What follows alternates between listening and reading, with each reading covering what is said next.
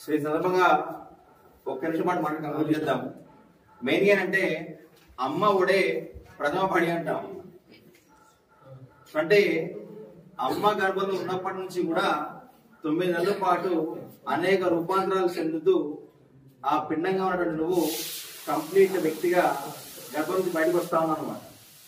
So ఆ అమ్మ గర్భంలో ఉన్నప్పుడు నువ్వు బయటకు వచ్చి 9 నెలల కాలంలో ఆ అమ్మ నీ గురించి అనేక రకాలైన ఆలోచన చేసి ఉందన్నమాట. లోపల కొడుకు కావచ్చు, కూతురు కావచ్చు, ఎవరైతే ఉన్నారో వాళ్ళు ఎప్పుడు బయటకు వస్తారా, వాళ్ళ రూపం ఎలా ఉంటుందా, వాళ్ళ జీవితంలో ఏ స్థాయిలో ఉంచాలా, వాళ్ళని ఎంత మంచిగా తీర్చిద్దారా, ఇలా అనేక రకాల ఆలోచనలతోటి ఆ అమ్మ నీకు జన్మనిస్తా ఉంటారన్నమాట.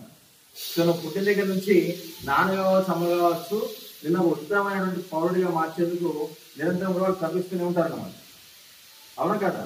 సో జనరల్గా ఉంటుందంటే అబ్బాయిలు గట్ట అమ్మతో ఎక్కువ రిలేషన్ ఉంటుందంట, అమ్మాయికి నాన్నతో ఎక్కువ రిలేషన్ ఉంటుందంట. అది నిజమా కాదా? అవునా? రైట్. సో నేనేమంటానంటే ఈ ఉమెన్స్ డే రోజున మీ అందరూ కూడా మీ అమ్మని మిస్ అవుతా ఉన్నారు. అవునా? సో ఒకసారి ఈ వీడియో మీరు ఒకసారి గట్టిగా ఐ లవ్ యూ అమ్మ అని చెప్పండి. మీ అరుపులు అమ్మ ప్రేమ కనిపించాలి. మరొకసారి చెప్పండి.